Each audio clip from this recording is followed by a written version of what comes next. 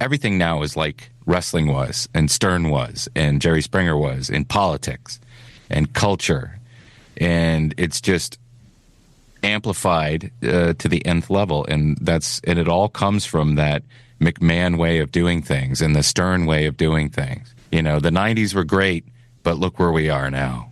Look where we are now. We're Generation X, laughing at the world today. We're getting older, but we're still gonna play all day. Radio Labyrinth, our minds are a maze, navigating through the chaos of these modern days. Lost in the radio Labyrinth. Ladies and gentlemen, welcome to the hour, an almost 1 hour of unnecessary and unwanted Timmy Springer entertainment. If you can make it past 5 minutes, you win. That's my review of Tim Dillon's latest special on Netflix. As soon as they brought the rubber butt out, I was like, I'm done. Well, the rubber butt, I mean, it was Springer. It was Jerry Springer, right? Yeah. The rubber butt, I mean, I know you like rubber butt. But long daddy or whatever he was, and the wife and the girlfriend, and was that his mom with him? I don't know. I love Tim Dillon. I think he is the best monologist out there. Is that what you say? Monologist? Is that a monologue person? A monologist? Jeff, you come from a speech family. Yeah. I even don't like it when he has guests because I just want him. I think he's funny. I think he's very intelligent. And I even like his stand-up, but I didn't like it because it's already been done. But maybe I missed out by not watching the whole thing. Jeff, did you watch all of it? No. Steph? I couldn't. As soon as she came out yelling, I was done. Dustin? No, I've watched clips, but it all looks the same. It all looks like an episode of Springer from 20 years ago. Your husband brought you here today because he wants to confess something to you. Okay. And we're going to let him take it away. Yeah, so...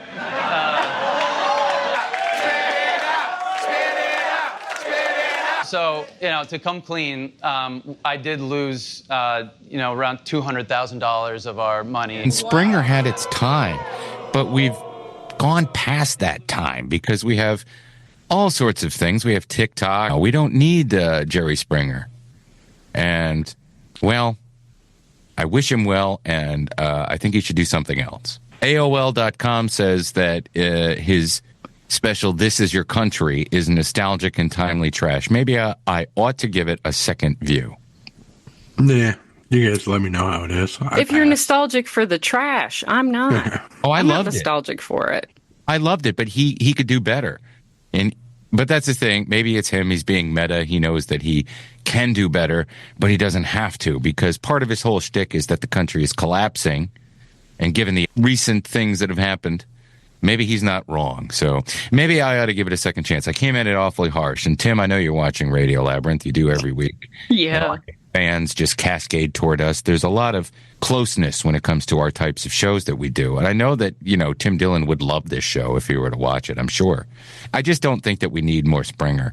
I do feel bad now that I came out so harshly, and I do think I should probably watch the whole thing before I make judgment. But I couldn't finish it. I was like, I got better things to do. We don't need proof that the people of this country are pieces of crap. I go out in the world. I see it. Right. I mean, maybe some people are nostalgic for that. Or maybe if you're, 18-year-old and you've never seen Jerry Springer, this is all new to you. Yeah, I mean, his audience, they don't know Springer. The younger end of his audience, they do not know Springer. Springer went off the air, 2000s? Yeah, and it's not just Springer. I mean, Jenny Jones. I used to watch Jenny Jones all the time. Mm-hmm. But nothing was as good as Springer. Nothing was good for the fighting. He made that movie that we went and saw in the movie theater, Jeff. That wasn't really him, but I don't know. And then Geraldo. There was a lot of chair smack. There was a lot of craziness on Geraldo. Yeah, but those were Klan guys throwing shit around and, What about Morton Downey Jr.? If I depended on a guy like you, New Jersey's preeminent lawyer, I'd find my ass in the crapper for the rest of my life. Morton Downey Jr. Again, it was when Al Sharpton was a big fat dude who had a pompadour and wore medallions and sweatsuits because he was so fat he couldn't wear a suit. Phil Donahue. Phil Donahue didn't have anything like that. That's why people quit watching Phil Donahue, because he was like talking about policy. And Oprah wasn't ever like this. There weren't people throwing chairs. Oprah, you put your hand under the chair and you got a car or something. You just jump on the couch and you get a free car.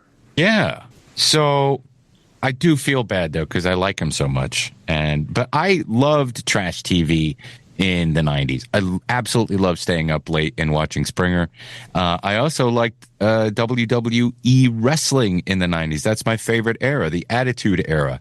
For the early to mid 90s, it sucked. The 80s, it was awesome. The early 90s absolutely sucked when it came to Vince McMahon and the WWE. Once that Attitude Era kicked in, it was amazing. It kicked the shit out of WCW, and the rest is history. Just like Vince McMahon's career, the rest is there is no more history. But I went into a deep McMahon hole, and after he pooped on me, I have been immersed. This happens to me. I pick up on one thing in the wrestling world, and then I'm done. Because I like Jim Cornette, too, who was a creative guy. Do you guys remember Jim Cornette? He always wore the flashy suits, and he had the tennis racket. And he's on all the dark side of the rings. Yes, and he's very, very frank about his beliefs in things and very open about how he feels about people. I watched this whole documentary. I couldn't stop watching it. 6 episodes? So there's 6 hours, beginning with his earlier career. And I felt like there was a lot of stuff left out. And I felt like initially, if the allegations hadn't come out and he hadn't been forced to leave for the second time, WWE, that it would have been a puff piece. All the people that had accused him of things that had gotten him into trouble over the years, that he's simply swept under the rug or got away with, they weren't really there to tell their tale that much. And I don't know if you guys watched it at all. Aren't they dead? Not all of them. Wasn't that the one guy's point? Well, some of them are, but the women that he allegedly had things with. But it got me into, okay, well, I wonder what Jim Cornette thinks about this. And he does a podcast, him and some other guy, and I guess they do it over Zoom. And he had like 1 hour breakdowns of each episode where he talked about it and reacted to it. So I got into that. And then I found out Eric Bischoff had one. So that's I'd like to hear his. Bischoff's is good. There's a guy that started a wrestling magazine in the 90s who's still going. That's a part of the whole thing. But what does Vinny Bucci have to say about it? That's all I care about. Well, Vinny Bucci, for people who don't know, Vinny Bucci is a comedian, and I guess he does some marketing stuff. But he has been doing podcasts about wrestling for years and years and years. And he was pranked by the Howard Stern show. The Stern producers used Joe Buck clips to prank his show, and he thought it was me. Because I used to prank the shit out of his show. I'd just call up and drop plates and go, WWE. Everything now is like wrestling was, and Stern was, and Jerry Springer was, in politics and culture. And it's just amplified to the nth level. And it all comes from that McMahon way of doing things and the Stern way of doing things. The 90s were great, but look where we are now. Look where we are now. I watched the first 3 episodes. I went beyond that. The first 1 to 2 I really enjoyed, especially because that was the era that I watched it, when they showed those old clips of WrestleMania at the Silverdome. Mm-hmm. That was my Hunger Games. That was everything to me when I was 10 years old when that came on. And so seeing all that stuff and all the behind the scenes stuff from that, I thought that was really cool. But then as it went on, and then you saw just what a sleazebag Hulk Hogan is. God, he's such a scumbag, which I knew he was, but he really is a scumbag. Oh, then you'll like Jim Cornette's. There's an omnibus of him on his page where he just talks about all the lies. So his guy that he does the show with will tell him a lie. We'll just repeat one of the lies that Hogan has said, and it's great. But the eyebrows, Jesus, the eyebrows, McMahon's eyebrows, that face, that face, he looks like Jocelyn Wilderstein. He's pretty rough looking. You know who still looks good, though? Mouth of the South. Holding up. Yeah, he does. All that dye. I met him a couple years ago when the WrestleMania was in Atlanta. And he sat down and talked to us. And he looked pretty good. He looked pretty good. But up close, that hair dye, you can see. Like when I met Casey Kasem and he was sweating, and so all the hair dye was running down in the sweat. Yeah, he pulled a Giuliani on you? It looked like Giuliani at that thing in 2021. Did everybody watch The Penguin episode 2? Yes. Yeah. Yeah. And thoughts on that? Because it's a good show. I got to say that I was pretty baked. And the next day I woke up and realized that I don't remember a lot of it. No. No. All you need to know is he's a slimy bastard. He is a slimy bastard. He's really good at working both sides, right? Yeah. He's slippery. He lucks himself out of a lot of stuff. Yeah. Huh? Yeah. Yeah. Yeah. Hey, kid. Hey. No. Hey, kid. Eh? Remember the kid in the grave? Remember that? Kid in the grave, yeah, that. All right, let me help you out of there, kid. I'm telling you. The machinations of the Penguin, though. I love it. I want Batman in a Batman property. You're not going to get Batman in the Joker movie. You didn't get him in the last Joker movie. But I do want to see something eventually. And we talked about that last week. Dustin had a good sort of set a timeline for us. We won't see him this season, but I imagine if it continues after the movie, whatever, we'll see him. It's a limited series. I don't think it's meant to go beyond really? one season, yeah. I do like that he's playing the Maronis against the Falcones, and he's sort of weaseling his way in with Sophia. Yeah, he did a good job this week. Yeah. Kristen. He's like her number one guy now. Yeah, and he made that happen, or sort of by accident. And we did get to see my favorite actress. Yeah, she was in it. Yeah. They're making a fool out of you. Last week I thought she was a Falcone, but she's a Maloney. Huh? Do you think that she really believes that, though? Do you really think she trusts him? I do now. I do, because of the way... Yeah, I do. I think it was positioned that way.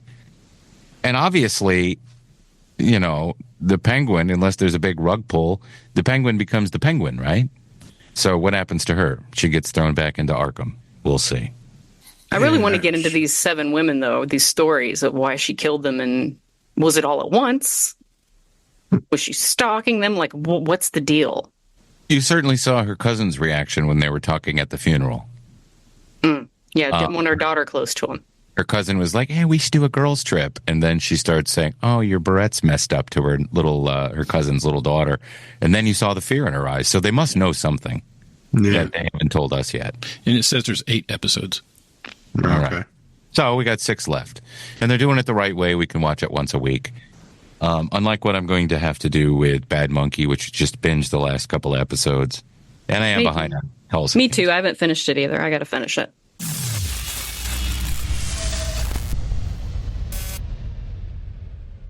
But we have to talk about Apocalypse Watch. All right, we dodged a proverbial bullet here in Atlanta and Georgia for the most part. Southern Georgia got really whacked because the hurricane winds and stuff. But we were talking last week about we were anticipating this thing coming in, this Hurricane Helene, whatever the fuck. And I stayed up. I was paranoid. I had anxiety. Yeah, saw your house blew up, Timmy. Yes. And when I saw the storm, I was giving Steph anxiety. She calmed me down, and then I texted her later, and she's like, you gave me anxiety, you asshole. And I remember that. And I watched the storm. I watched the eye of the storm tick east and start to go northeast a little bit. All right, I can go to bed. And, we'll just get minimal rain and stuff. And that's pretty much what happened. Well, we got a ton of rain in Atlanta, but not super bad winds. But it just went right up the chute into Appalachia and caused so much damage and caused loss of life, loss of property, loss of vehicles, loss of towns. And it's been pretty goddamn awful if you live in that area. And we know people that live there. I know a couple people that live in Asheville. My cousin in Charlotte, his sons, 1 or 2 of them live near or in Asheville. My friend Rob and our friend Garrett, who's going to be joining us in a few minutes, he lived in Asheville. He's now safely in Richmond, but it must have been a couple of harrowing days. And not even just Asheville, every little small town that was tucked away in a hill or a little place where people like to go hiking or people like to go visit, all gone, just completely wiped away. And thank God that some of those dams that everybody said would likely blow or collapse, they held, which says a lot about, pre-21st century American engineering, because they built those things to last. But it was what do they call it? 1,000-year flood or a biblical flood? Yeah, 1,000-year flood. But on top of that, then, a couple days go by, we're all in the clear. And then this chlorine factory in Dustin's neck of the woods, Conyers, just catches on fire. And this thing looks like a nuclear bomb went off if you looked in the sky, or Mount St. Helens would be a more appropriate, if Mount St. Helens had orange smoke coming out of it when it went off. This was a scary looking thing. They had this huge fire, and I didn't even know anything about it. And Dustin, how is your town? And it made national news for the first time. This has happened at this place before, right? It happened the first time it happened was in 2004. And I wasn't living in Conyers yet. I was living in Griffin, but I was commuting to Conyers for work. And on my way to work, I saw it. And yeah, you were exactly right. It looks like Mount St. Helens blew up and is a giant plume that goes into the sky. It happened again, though, in 2016 and in 2020. See, I remember those. Those were smaller. Yeah. What they do, they store chlorine and other pool chemicals there, and they bag, and it's a place where they how come pool chemicals can't get wet? That's what I want to know. It's the raw chemicals. It's the chemicals that's used in the mix before you get the mix that goes out into the commercial area. You've got the raw ingredients there. Okay. The problem is the raw ingredients, like we've all seen, is reactive to water. Well, obviously, I think they were storing product in the office areas because they don't use the offices, but they're extra storage. So basically, by cutting the rules, they open themselves up to this happening. So will they face consequences for this colossal fuck up? Because listen, the day after the fire was raging, I got up in the morning. Monday morning, I got up to take, I get up in the morning, I look outside, it's a little foggy. I didn't know what it was. Then I go outside to, have a cigarette or whatever and a cup of coffee before I wake up my son. I'm like, stinks out here. It don't smell like this normally. And so I get him up and he looks out the window and he goes, Daddy, what is that smoke? And I said, it's not smoke, it's fog. I still hadn't figured it out. And then I started getting texts from Steph. Steph, you're at work and you're a lot closer than Tucker was. And this shit was all over the city. Oh yeah, Lawrenceville. Yeah, it happened. I go back to my desk and I'm like, why is it all smoky outside? And then all of a sudden I started tasting like a bleachy taste in my mouth. And I'm like, oh, hell no, that damn cloud has made it here. Because my coworker, she lives literally like 3 minutes from this factory. She was sheltering in place until they forced her to evacuate Sunday night. So I had been texting with her and I feel bad for her and blah, blah, blah, and everything she's going through. And then it's coming for us. I go to the front of the office. We have big glass windows there. All the chicks up there are like, what the hell is going on?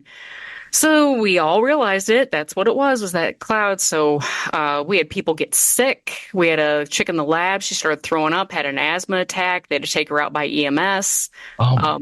It was crazy. I had to run upstairs to our storage room and get the old N95s that, we've had since COVID or whatever, bring them down. Everybody's wearing N95s in the office. Maintenance guy had to hurry up and shut the AC off. But the cloud, it stayed with us for a good while. Poor Dustin, he was out in it. But in our, the guys were outside doing the lawn. We're like, oh my God, I don't know how to speak Spanish, but I want to tell them, get the hell out of here. What are you doing? So it was crazy. And now we're almost a week away from the fire. Yeah. And then tomorrow morning, it's supposed to be blowing back this way again. Yep. Tomorrow morning. Now the fire itself is out. They were able to get the fire out Monday afternoon, and it's collapsed. So the building itself, water from the fire engines that put out the actual fire on the rest of the building is seeping into what remaining product is still there, and it's causing a reaction. And as of today, there's still a plume. I mean, it's Wednesday. Can't they put something on it to stop that? No. I mean, they can't. It's once the reaction starts, once moisture gets into it, you can't stop it. You can't separate it. And poor Mike Hall one of our amazing sponsors who we love so much, who owns Atlanta Pizza and Euro, he's having to, go out and let people know, hey, we are open. You can still come here and have pizza. Mike's such a badass.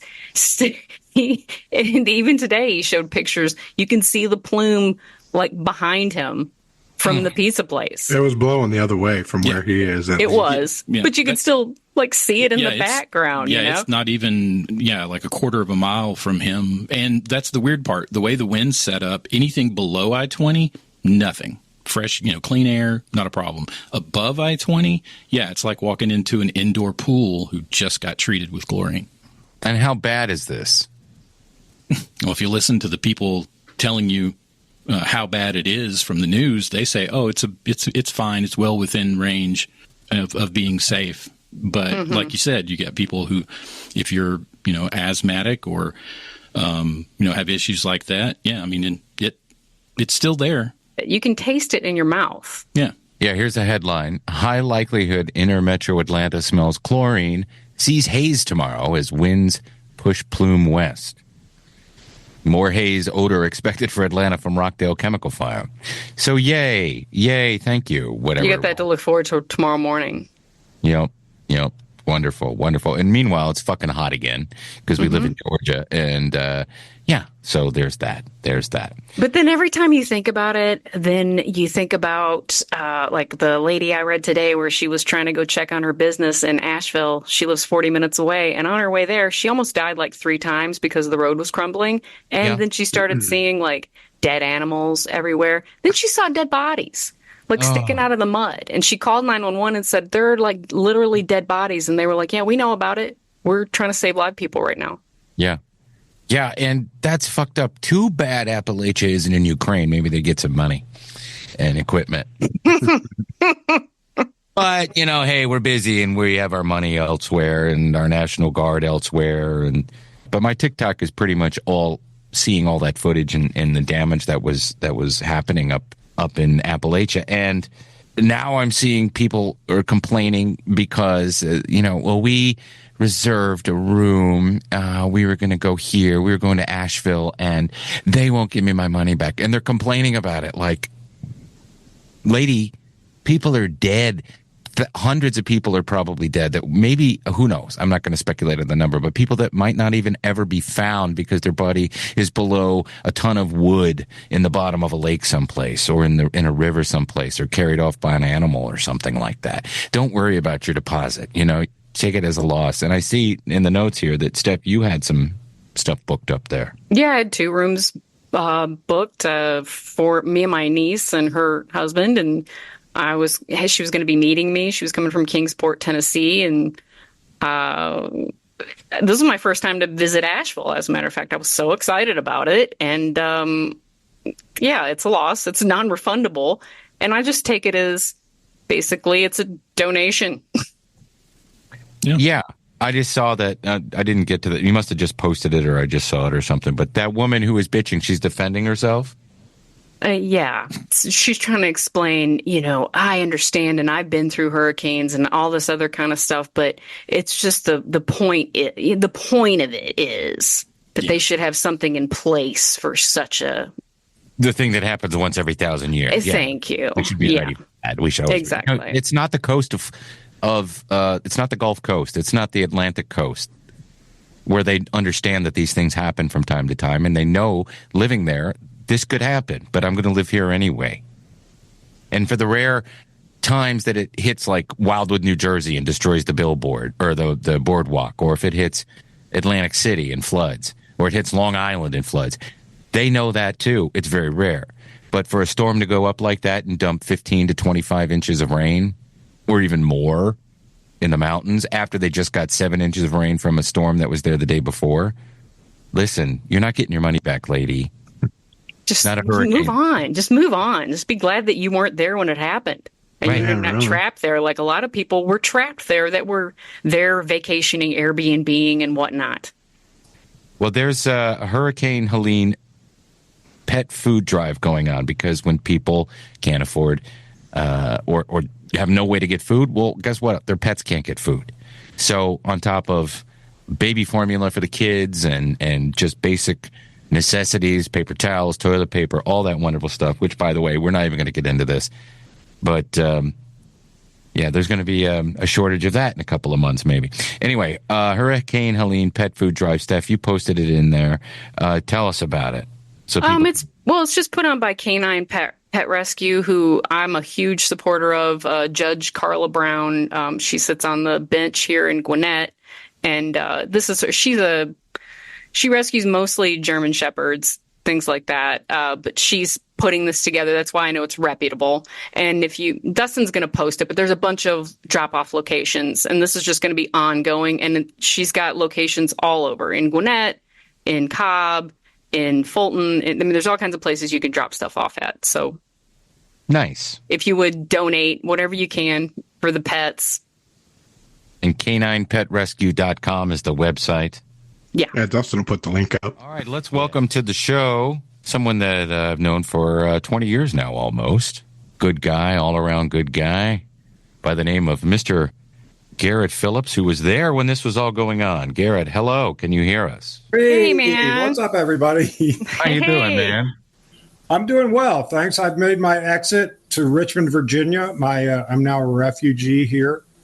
And with mixed feelings, I left because, Steph, you'll appreciate I really miss the two kitties that are back there still. The neighbors are going to swing by and take care of them, but my landlady left the day before yesterday, and I left yesterday.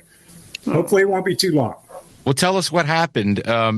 Did you expect were they predicting any of that rain? Because I was saying earlier that when I saw the eye moving to the east and the north, I was relieved, and then I felt bad that I was relieved because of what happened. But anyway, you weren't expecting anything like that up there, were you?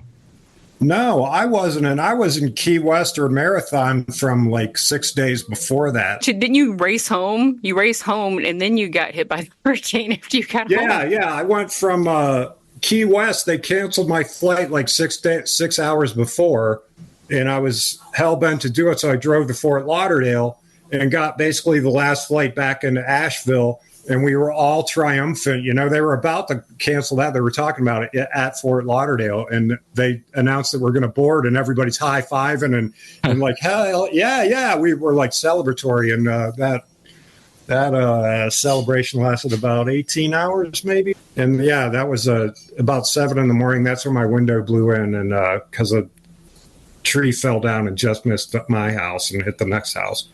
And then there were gale force winds coming through as I was trying to put a tarp up and all that. It was quite alarming, needless to say. But your house wasn't flooded, right? You didn't? No, not at all. Most of Asheville in general is not flooded because it's pretty high. It's the lower part down by the river is, and down by Biltmore, the most famous pictures from Biltmore are down. That's down low. But the majority of Asheville's up high, and downtown never lost power, and basically no trees went down or anything. But the outlying areas, when I drove out, the first day that was available to drive out I-40 was yesterday.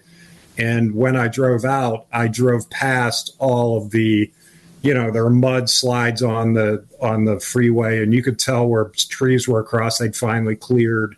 And then I went through the hardest hit areas like Swannanoa and Marion. That's where a lot of they got hammered with I just saw today 1,000-year rainfall totals in 2 days. They say would happen about every 1,000 years is what I mean by that. Wow. And then the other problem is you have like Mount Mitchell is not far from there, the highest point in the eastern United States. And they got 25 inches of rain in 2 days. And that obviously goes downhill. And a lot of it went downhill into the areas that got their enormous amount of rain. So some towns just gone, right? A couple of towns just vanished. Yeah. Just Chimney Rock was completely wiped out. And then just little details. There's so much going on. You're getting updates on the radio, like, and they'll just mention in passing, the Marshall is north of Asheville. They'll just mention Marshall, the fire station is gone. That they just so you know, the fire station's gone. So if you need this, you need to do this instead. just that one in passing, it was just mind blowing what became just like something you would dwell on normally for 5 minutes. You would, they just shot by because there's so much other stuff to talk about or mention now. Now, are you going back? I have to wait for water to come back on first. That's my main thing. And we had power at our house and internet, but we were really lucky in our area to have it along with downtown. Well, I'm just north of downtown. Wow. But yeah, I'm not real fired up about going back without water. I was reading your blog, and out of all the sad stuff that I've been watching and reading, your blog is so whimsical. You're on a first date right after this hurricane or whatever. You're going to get water from this lady. That's the funny thing about that was we're all in this together, obviously, and I think that carried over because normally when this is a Match.com date, we'd gone back and forth and couldn't get a time for about 9 days, and we finally had a time, and it happened to be when I was out of water, and she has water. Perfect. And normally a woman would say they're reluctant to give up their phone number, let alone their address, before you even meet them. And she just invites me over on like a gray after late, dusk with no light in the house. Hey, come on in. Here's some water. I'm surprised you left because I feel like you could have cleaned up. You mean cleaned up in a figurative sense? I mean, yeah. Not in the shower sense. I'm in the single ladies department there. Yeah, that's a good point. But yeah, there seems like a plot for a adult movie would be in there somewhere. Yeah, apocalypsedating.com. You could get this whole thing going here. Yeah. Apocalypse. Yeah, that's funny. But I was kind of reluctant to leave because the sense of community was so much. It was so. I don't want to. Well, it was fun. You ran into all your neighbors. All your neighbors are all around, and you can help them. You're helping each other out. I was going around with a handsaw, helping people cut, branches and stuff, and finally putting a face with the house. It was pretty cool. And then there's a lot of restaurants were giving away food because it was going to spoil otherwise. Right. So they're cooking up free food and all that. It was a good sense of community. Well, good. Well, we're glad that there's a little safe. Yeah, why'd you ahead. go to Richmond? You got family up there? Yeah, this is coincidentally where I rode out COVID. When I lived in LA, I was working when COVID hit, working as a limo driver. And the first thing that went was as soon as COVID hit, that job went away. And I came here to ride it out, for a couple, 3 months. I figured COVID, whatever. That's what people initially thought. And I ended up here for 29 months because I get along really well with my aunt and uncle. We have a blast. And yeah, this was a natural thing. My sister lives here too, and my nephew and other people. So it's nice to have this 5 hours away. I'm really lucky for that too. I feel very fortunate for that. Was there going to be a second date? Yes, I did text her back. She's a little jealous that I was able to make an escape. I said, no offense, but I got to look out for number one. But I'll keep you up to date on that. Well, I read your blog, so yeah. Oh, thank you. I'm glad. Speaking of that, the blog, I believe it's Substack. If you go to Substack and search, But We Digress, that's the name of the blog. And speaking of dating, that also has a 15-part. I chronicled all of my 1923. My 2023 dating travails in Asheville, which came to 25, I think, total. And there are 15 parts of that. Tales about my dating. And I'm not the most optimistic guy in the world. Tim would know I'm kind of a cynic.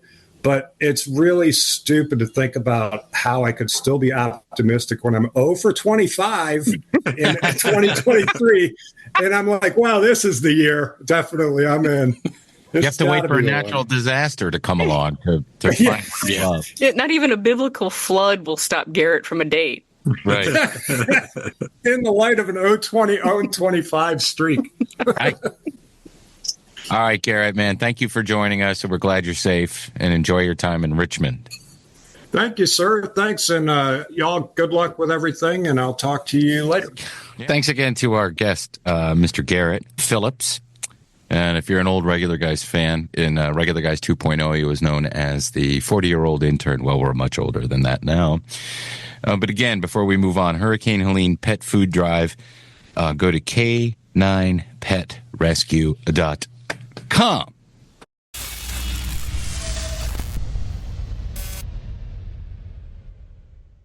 Bloody brilliant. Oh, thank you for that assessment, Mr. Weasley. Perhaps it would be more useful if I were to transfigure Mr. Potter and yourself into a pocket watch. That way one of you might be on time. Vampires. The Hominis nocturna. We hunt them, you see. They're hard to kill. They tend to regenerate. Who the fuck are you guys? Who the fuck are you? You're dead. You know who you're fucking with? No. Why don't you tell me about it? Make sure you're speaking to the microphone. Marvin! Marvin! Holy shit, Jack! You got him! Marvin! Pete Rose is 1 out of 15. He leads it off here in Game 5. That one's way back, and it is gone. He hits the first pitch for a home run.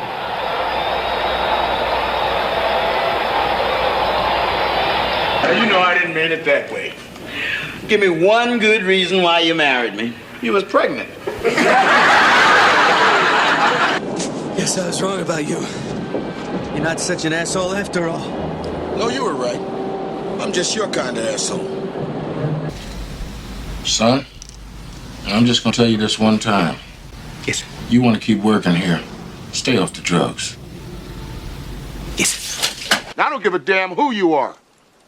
This is America, Jack. Now you say one more word about Lisa here, and I'm gonna break my foot off in your royal ass.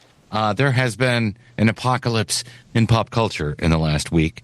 In that week, we've lost Dame Maggie Smith from Downton Abbey and Harry Potter. That's probably the most she's been in of late, but she's an Academy Award-winning actress, or was, been around for a long time.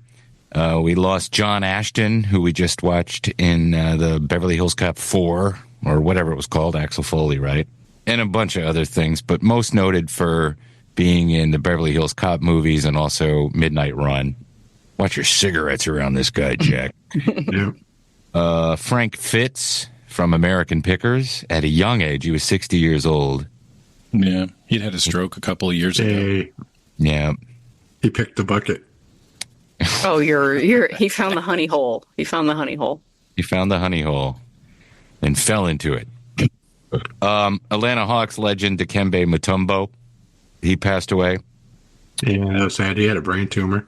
Yeah, and then Rob Schneider tried to blame it on the COVID vaccine. Yeah, what an idiot. And just stay away. Stay out of that lane. Dikembe, man, we watched the reel on him on ESPN. I was bawling my eyes out. God bless it. He was like such a humanitarian. Yeah, and really nice. Yeah, super nice guy. And very, very fan friendly, a fan favorite. I mean, the Hawks are the Hawks, but I mean, we've had guys play for that team that, you know, are really cool people. And sorry, Rob Schneider. I like you and everything, but, you know, just don't go there anymore. Who else? Drake Hodgson, who I didn't know. I had to Google it. Hogestyn. Okay, thank you. That makes sense. So you're a soap opera viewer. Yeah, he played John Black on Days of Our Lives. I'm talking about like when I was a kid. When I was like 8, 9, 10, 12, whatever, you're home, you're sick, you don't go to school, or it's watching your summertime. stories. Exactly. It was him and Marlena, their love affair. And he was a big deal to a lot of people. For a long time, I thought he was so gorgeous when I was a kid. I can hear the strings right now. Dun, dun, dun, dun, dun, dun, dun, dun. Yeah. Like what was it? It was the I remember the storyline of them crashing on that deserted island. Oh God, Remember that? And then you find out at the end that the other side of the island is a resort, and they just walk in. They steal that from Gilligan's Island. Chris Christopherson, actor, singer, highwayman. Whistler. Yeah. He was in the movie Alice Doesn't Live Here Anymore, which became the TV series Alice. He was in Convoy, right? With Ally McGraw. And The Star is Born from the 70s with Barbara Streisand. Blade. And so many things. Real good actor. Wrote me and Bobby. Yeah, I'm surprised so many people don't know he wrote that. Yeah. He started out in when he moved to L.A., he got a job as a janitor and would just in the studio just so he could hang around those people. And I think it was Waylon Jennings. Tuck him under his wing. And and he told him, keep practicing. That's what he told him when he heard him sing for the first time. I was a damn builder. Pete Rose passed away, and maybe now the sanctimonious pricks at the MLB will allow him to go into the Hall of Fame. It's too bad I bet they don't. Yeah, they will. Why wouldn't they? They said he could. They're assholes. Well, he's dead. He had a lifetime. But that doesn't forgive him for why they banned him.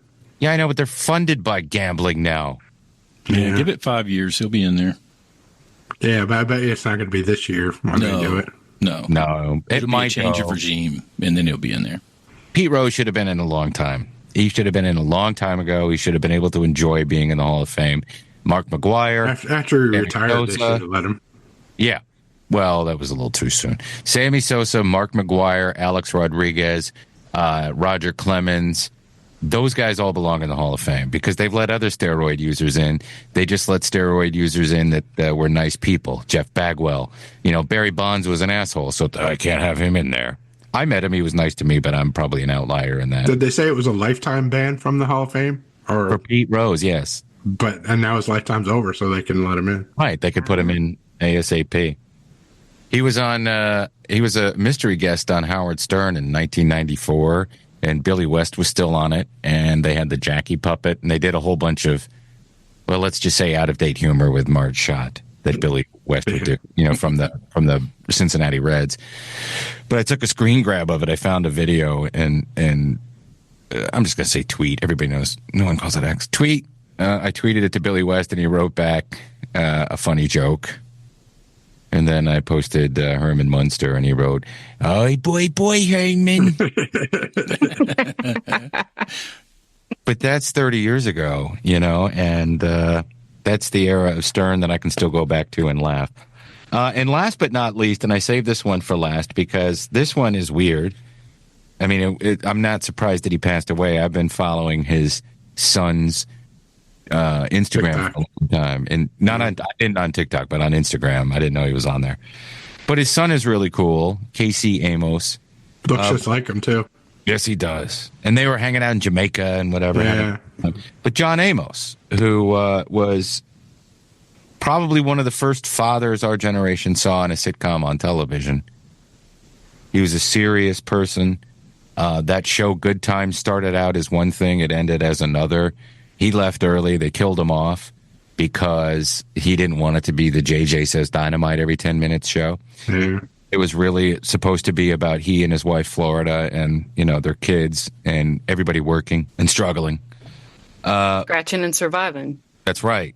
And then he got fired from that show, but that allowed him to go be on Roots, and the rest is history. He's had a very storied career, but he was the adult Kunta Kinte on Roots. Even before Good Times, he was he was a weatherman, wasn't he, on the Mary Tyler Moore Show? Tyler Moore Show, yeah. And he threatened Ted by his masculinity and his ability. And then, of course, Gen X, we grew up seeing him in a bunch of things. The Beastmaster, which everybody's seen a million times. That poor tiger that they painted purple. McDowell's. Coming to America. Your Pretty Face. Your Pretty Face. Die Hard 2. He's in the very last episode of Your Pretty Face. Mm-hmm. Yeah. The weird thing that's coming out is that he actually died on August 21st. And it wasn't released until yesterday. And I guess there's some family drama between his daughter, and the brother. His daughter was estranged, I think. Yeah, and she found out about it on Twitter. Yeah. And what was the sister's name on Good Times? I saw her on Instagram talking about it. I'm sure if they asked Jimmy Walker, he'd go, "I didn't know him. We weren't friends. I just went on that show." I love watching that clip of him. Well, I didn't know any of those people. Velma? The chick who played Thelma? Is that who you're talking about? Yeah, Bernadette Stannis. She was upset too. It was a Imagine show, but I wonder what she did after that show. News, trailers, and trends with Steph. Let's talk about Diddy. What's the latest about Diddy without talking about this one thing you put in there? Well, it starts off with the Diddy's lawyer saying that he has. So what if he had 1,000 bottles of baby oil? Like you don't shop at Costco. He just bought a bunch of baby oil at Costco, and then Costco's Does it go bad? Well, Costco's like, he didn't buy it here because we don't sell baby oil. Oh. So, it is a little weird for people to have 1,000 bottles of baby oil. How are you even going to go through one bottle of baby oil? Yeah, one bottle goes a long way. Long way. Also, the rumors that are out today that I saw with the baby oil is that the baby oil, they didn't think about it at first, but now they're starting to test the baby oil, and they're saying that some of it contained GHB. Oh. Get that in an orifice, and it will basically like Rufalin. Yeah. That makes sense, Dustin. I mean, I personally know that baby oil would not be good for penetration. I don't think you'll definitely end up with some sort of a bladder infection, I think, if you're a female. I don't know what happens if you put it in a butt, but I do know that that's not what you would ever want to use as a lubricant. Oh, well, it itches for a minute. You got to get a wash rag and put it on a dildo to help clean it out. But luckily, Diddy is off suicide watch now because I guess he's come to terms with the fact that he's in there and his family's been visiting him. So he probably got too hungry. I guess he's decided he's going to eat now and he's off suicide watch. He might go back on it, though, because there was an attorney who popped up in Texas who he's saying that there's 120 people that he's basically representing that are accusing Diddy of molesting them in some way or fashion, and one of them is a 9-year-old boy. That's shit. Damn. A 9-year-old boy who went to the Bad Boy Studios, and he claims that not only was he molested by Diddy, he was molested by a whole crew of dudes. Well, there's a list of names that this lawyer was talking about, right? That other names are going to come out, and maybe even somebody bigger than Diddy. Yes, this lawyer said... He'll never come out. They'll kill him. They'll suicide him. Well, this lawyer said that a pornographic film has been made of Diddy with someone who is even more high profile than him. Who could that be?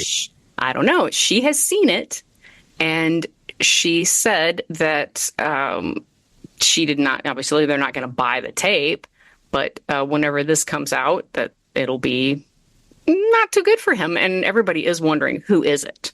Not good for Diddy or not too good for the person?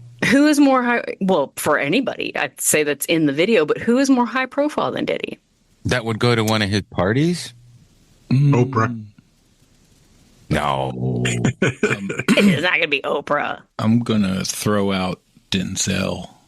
Denzel way. had a fight with him. There's a headline right now that Denzel threw a fit and yelled at him and, left the party. Yeah. Yes, it's not going to be Denzel. Maybe Beyonce. Oh, I think that's a given. That's the only person I can think of that is more high profile than him. Allegedly. Well, yeah, she's always been more high. For a long time, she and Jay-Z are way more high profile than he is. But we shall see. It wasn't me, I swear to God. I have to wait for 50's Doc. Yeah. A lot of people, Leonardo DiCaprio, he can't even go in and out of a hotel without people screaming at him. What about poor Bieber? That poor kid.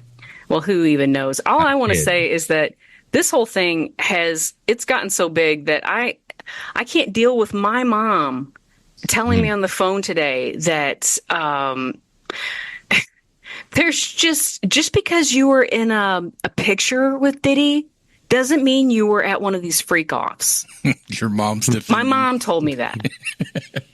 And I'm like, why are you? I don't ever want to hear you say freak off again in my entire life. Don't ever say it again. Why are you following it this closely? You ever been to one of them freak offs? No. Well, I think it's because they got little Leonardo DiCaprio, and she's just like, oh, not my Titanic. He wasn't there. No way. Dude, he's 45 now. He's going to let it go. But this also rolled into her saying the word agnostic, but she calls it a knock Nazi. Anyway. Love that. A knock Nazi. Uh-huh. I had to really decipher that one to know what that meant. A knock Nazi is agnostic. Other bad things that happened with the flood was a lot of scooters were bursting into flames down in Florida. And the city officials are like, these are not our scooters because we've got special batteries. These are just like personally owned scooters. So just so you know, if you have an electric scooter and there is a flood and you don't have one of these special batteries, it's going to blow up. Great. Yeah. And there was a house.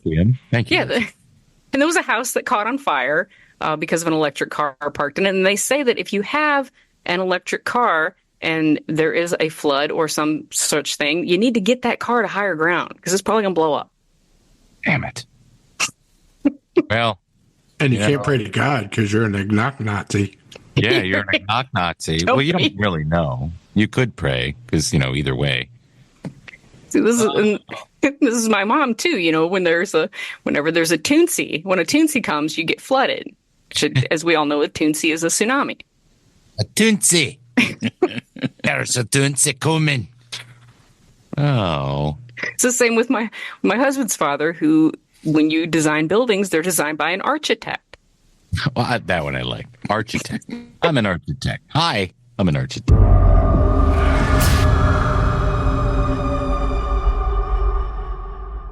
Spooky season, which is the month of Halloween. So I thought it'd be fun every week if we all pick from a different genre, movie, television show. And I started it this week by kicking it off. We each pick a post-apocalyptic horror film. And why did I choose that? Well, because we just went through the apocalypse, sort of. And so we pick one, and it's real simple, and we'll breeze through this. Mine is 28 Days Later. It's a very good movie directed by Danny Boyle, who did Trainspotting, The Beach, Slumdog Millionaire, among others.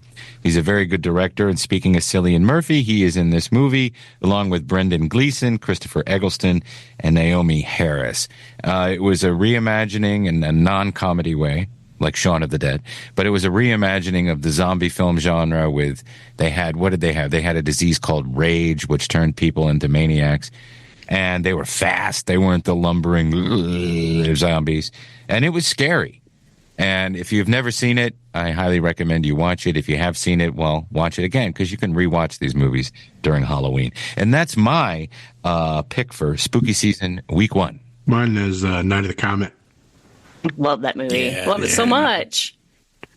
Written and directed by Tom Eberhardt, starring Robert Beltran, Catherine Mary Stewart, Kelly Maroney, Mary Warnoff, Jeffrey Lewis. That was Robert Beltran, Chakotay. Yes.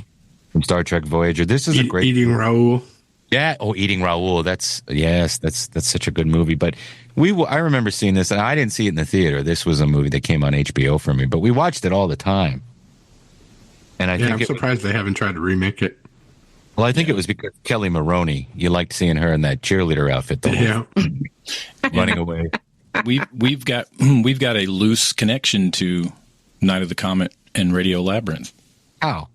If you remember in Night of the Comet, they had those military crew that was supposed to be, remember the government.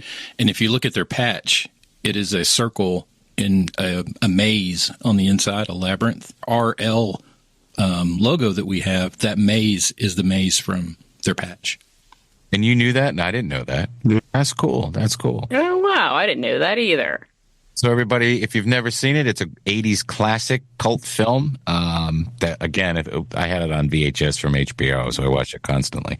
But Night of the Comet. Thanks, Jeff. Let's see. Mine is The Road from 2009. This was the movie adaptation of Cormac McCarthy's book, and I know the stipulation was horror and post-apocalyptic, and I couldn't think of anything. You lived in that world, you'd be scared if you're that little kid with him. Hell yeah! Yeah, it starred Viggo Mortensen, Charlize Theron, and Cody Smith McPhee, and that's the kid. He was amazing, and that whole movie is like most McCarthy stuff. It's just miserably depressing. This one's more realistic of what would happen, and it's so horrible. I wanted him to stay in that underground shelter for the whole movie. When they left, never I was leave. so mad. Yeah. that damn cart that they're pushing, and it's just in the mud, and it's just like you just feel so bad for him the whole time, and it never gets any better than the first scene. Steph, did you have one? Yeah, I'll say A Quiet Place. A Quiet Place. Yeah, that's a good one. Yeah.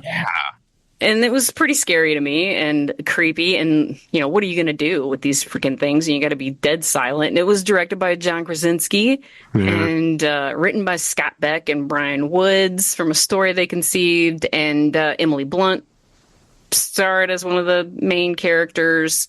And it was a creepy ass movie. Most of the I've seen only one of the sequels. The other one I haven't seen yet, but the sequel was great too. Yeah. Yeah, I watched day one. It was okay. Oh, really? It didn't have the same magic as the other ones. Yeah. You kind of went into it already knowing about them a little bit. Yeah.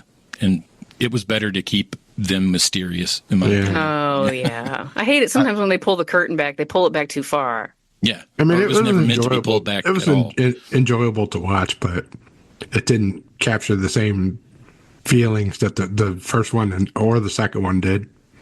Yeah, that first one, as soon as you see the little toddler get taken, you know what you're in for. Yeah. Like, oh, this movie is not going to pull any punches. And that damn nail. Yeah. God, her trying to hold her. Well, she's having the baby. Yeah, she's having to give birth. Quietly totally have a silently. baby. Didn't they steal that from MASH? Well, the situation, I guess. All right, thank you guys. But if you out there have any ideas for recommendations, movies or a television show, spooky season, or what does Jeff say, spoopy? It's very spoopy.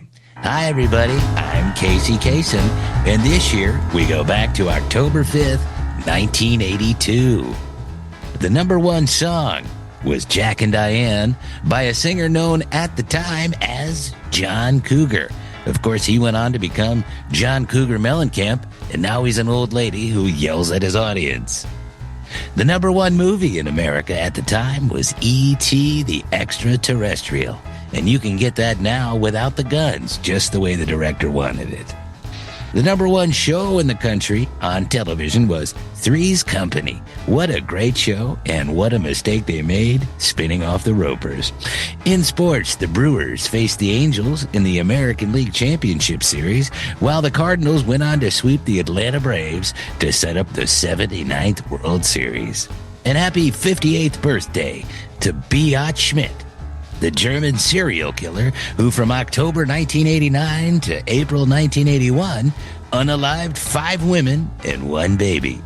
Known as the Pink Giant because of her size and penchant for pink lingerie, Schmidt was once known as Wolfgang until given a gender reassignment medication in prison, where, of course, she was accused of gendered inmate causing them to attempt self-unaliving. Happy birthday, Beat, and many more. Until next week, keep your head in the clouds and your penis attached. Meanwhile, over in Conyers, they're still proudly serving East Metro Atlanta, and they have been for 40 years. Atlanta Pizza and Euro is the place to be this fall. Did you hear we changed it? It's football, cold weather, unless you live in Atlanta. Their featured beer selection this fall is Monday Night Brewing's Oktoberfest. It is a German-style Marzen lager with noble German hops for a subtle bitterness and a smooth, balanced finish. Perfect for the fall.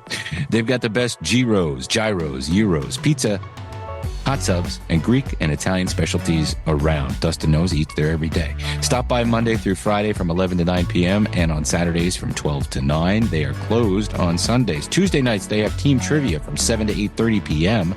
Bring your smartest friends and test your trivia knowledge against the best Conyers has to offer. So if Dustin's there that night, you might have a good shot at winning. Their food truck is also available. Just contact Mike at 770-483-6228 for more details or to schedule your event. And Mike says, thanks for listening to the best podcast around and for all your business and continued support. Thank you for all your support to the best pizza place around. Do you have a commercial or residential construction printing need? Well, what are you waiting for, dummy? contact LDI Repro Printing of Athens. They've been in Athens since 2005, which is almost 20 years. With a fast turnaround and affordable prices, call 706-316-9366 or email them at athens@ldiline.com. Guys, are you reading the online comments? Gotta read some of these comments. I'm loving your guys' comments. You're reading your own comments? Yeah, they're really good. I worked hard on them. The secret is don't read the comment cards. Guys, all right, let's read your YouTube comments. Pat Opo says those expose shows are frustrating because they could really tell most of these stories in an hour, and then they're like, here's 8 to 10 hours of stuff. And I think they're talking about the Menendez show on Netflix. Yeah, that's true. They are, or even be talking about McMahon. Mr. McMahon. Yeah, Mr. McMahon. There's a lot of stuff in there, and plus in the Mr. McMahon, there's a lot of fluff. Like, a lot of guys. Shawn Michaels, and I got one eye over here and one over here, and I was nuts back then. Square Dance Callers Talking says, I've been a fan of Tim's impression. Oh, this one isn't. I sort of made reference to it, but I don't want to say. Thank you for leaving the comment, but this is about the Von Hessler doctrine. But he likes my TikTok Ronald Reagan, and you can hear that on the Von Hessler doctrine. But thank you, Square Dance Callers Talking. JJ says, whoever did the casting for the Penguin deserves some kind of BS Hollywood hunk of metal. The show was fantastic. I agree. Mm-hmm. This is, I think, a new person posting. Leonie Samuel says, please, Oprah ignorant. LOL. You said it differently than the way I read the inflection. Please, Oprah ignorant. That's what I think it said. Yeah, please, Oprah ignorant. Please, Oprah's ignorant. Oprah's ignorant. Yeah, probably she knows what's going on. And Pat Opo wrote again, oh yeah, on the Agatha show, I liked it a lot. Except for the song, which I got so much cringe from, I almost had to fast forward. And Bradley Cowan writes, I need to correct Steph, who he calls her, that Justin's was named after Sean Combs' son. That is not Diddy's name. The restaurant sucked anyway. Love you guys. I was so glad. And I knew when I said it, I'm like, this can't be right. Yeah, this we can't all be know right. John, but we're old. There's one more on there. Oh, read it. Bradley Cowan H8. Is that it? Yeah. Tim, the same guy that corrected me. Longtime fan since regular guys. Love this podcast, and I am a TV junkie for good shows. You are all onto something great. Keep it up. But how did you never watch The Shield? Classic. Yep. Anytime television aficionados find out that most of us haven't watched it, they give us shit for it. And deservedly so, it turns out. I don't have time to watch it now because there's a lot going on, but it is in my queue, and I do like it a lot. I loved it. And thank you for the comment. You watched it all, Steph? Every bit of it. You watched all of it, yeah. Yeah. I told you. I watched the last... It killed me. The last episode, I was like, ha! Views. Or. And Snooze.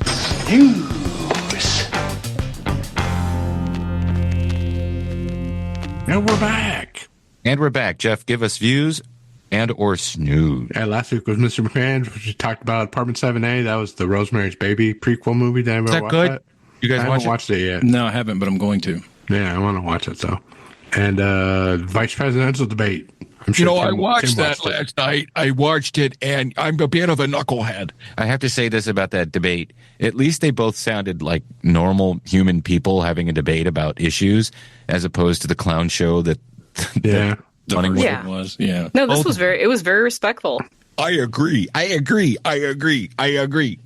right, this week's Views or Snooze, Salem's Lot. That's a views. Oh, show. But it's not getting good reviews. Who cares? We'll watch it. They got to remember it's Stephen King. Yeah. And then the franchise starts this weekend on HBO on Max.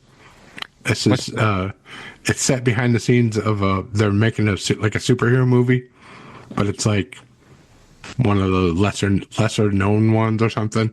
Right. It looks like pretty good. It's going to be a pretty good show. Aya Cash is in it. Oh yeah. Billy Magnuson. I'm going to watch it. Yeah, I want to see that. Isaac Powell. Yeah, I definitely am going to watch it. And then If you didn't get enough of the Ryan Murphy thing, the Menendez brothers documentary hits Netflix this week. Yeah, baby. I'll be watching that. Definitely watching that for sure. The Menendez brothers. This is a documentary, though, not a dramatized thing. I know. This is the difference. I think he was Asian or something. Asian. That's right. I think he was Asian or something. Ben Stiller. Asian. Oh my God, my kid brother's been shot. I think it was an Asian gang or something. I'm pretty sure it was Asian. Yeah. Cool. Thank you, guys. Thanks to Tim Allen, Matt Carter, and Brett Perkins for sponsoring Steph. Steph, are you still doing it? And if so, plug. Walking for it's a breakthrough for a cure for diabetes, formerly the Juvenile Diabetes Walk. I've been doing it for years and years. In my office, we have a whole team. So I'm looking for people to sponsor me. I'm now in third place on my team. Yeah. Nice. Push Steph over the edge here. Come on. Yeah, man. So I'm trying to get to 500. I'm almost to 300. So if I can get to 500, then I'll feel really good. I think I get a t-shirt. If you could sponsor me, that would be cool. Like Tim Allen and Matt Carter and Brett Perkins. Thank you guys so much. All right. Thank you, Steph. Let's see. No, I didn't do Trambles this week, and I apologize. I thought I'd make it 50 straight weeks and do it, but I didn't have time because there's a lot of stuff at work, and I couldn't get into the studio. But I will come back to doing it again next week. Speaking of work, WSB, Monday through Friday, Von Hessler Doctrine, 3 p.m. to 7 p.m. 4 hours of fun and entertainment. And thank you to all the listeners who checked that out because we were number one this last quarter. So that's really awesome. On the Popcast, my show I do every Saturday night when there isn't a football game this week, you have the drummer from Trans-Siberian Orchestra, Jeff Plate, a native of Horseheads, New York, and Jeff Tremaine, who was one of the co-creators of Jackass, who I spoke to about a show that Dustin and I both watched called Nothing But a Good Time. So check out that. Will be available this week at 7 p.m. on the WSB radio app or as a podcast next week. I got a cameo today, so I'll plug it again. If you're interested in a cameo, any voice that I do or challenge me or just me, go to cameo.com and look for Tim Andrews ATL. Jeff and I are going to Days of the Dead. I imagine you're going to go both days, right, Jeff? I'm going to go. I'll probably just go one day. It'll either be Saturday or Sunday. I'm not sure exactly which, but I do want to meet the guys from Revenge of the Nerds. Yeah. But if you would like, and you're in Atlanta and you want to go, today is Saturday, but you still have, most of the day and then all day Sunday. It's daysofthedead.com/Atlanta2. You are watching this on YouTube. How about you like and subscribe and leave a comment that we can read later and turn on the alert so you know when the show is new. Dustin puts his back into this and, he ignores his family. He doesn't feed anybody. He doesn't eat for a week. No, but Dustin works real hard on the show and makes it a show. So if you're out there listening, we love that you're listening to the show. If that's what you like to do, you're out for a hike or something, or, you're driving around, you can't watch TV, that's great. But please, we ask you, go to youtube.com, sign in, subscribe, and then you can just leave. Or you can watch it. It doesn't matter. You can also listen. I'm all over the place here. But thank you all for listening, and we appreciate all the new people who come in and stay. We'd love to hear some comments from you guys. Sorry if the show smells like chlorine this week. It does. It does. It really stinks of chlorine. Thank you to our guest, by the way, Garrett Phillips up there in Richmond, who was in Asheville when that storm went through.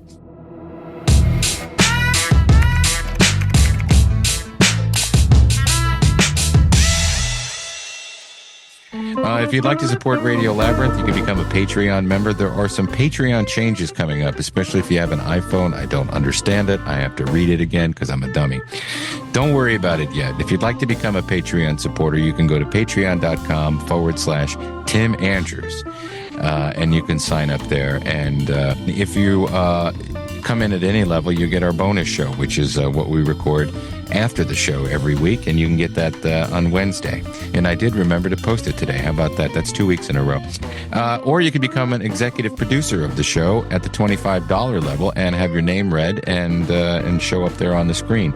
And with that, you get a T-shirt and a printout of a drawing, or I'll just do a doodle for you and put it in the mail. It may take a while, but you'll still get it. So thank you to our $25 level executive producers, John Allen, Matt Carter, Chris Chandler, Mike D., Jim Fortner, Terry Fuller, Roby Neely, Jeff Peterson, Tim Slayton, and Brian and Chelsea Smith. And that's all I got this week, guys, unless you have something you'd like to add. No, keep it canon. All right, keep it canon. Keep it canon. Keep it canon. Well, they say all good things come to an end. What's that got to do with this show? Lost in the radio.